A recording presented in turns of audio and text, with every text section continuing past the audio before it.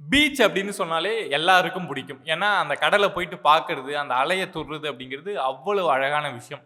But மாற்றுத்திறனாளிகளுக்கு அப்படி கிடையாதுங்க. அந்த பீச் ரோடு வரைக்கும் போயிடலாம். ஆனா, அந்த மணல் பரப்ப தாண்டி போயிட்டு அந்த அலைய தொடுறது அப்படிங்கிறது ரொம்பவே கஷ்டமான விஷயம். நெறைய வீட்ல இத மாரி இருக்கவங்கள பீச்சுக்கே கூப்ட்டே போமாட்டாங்க.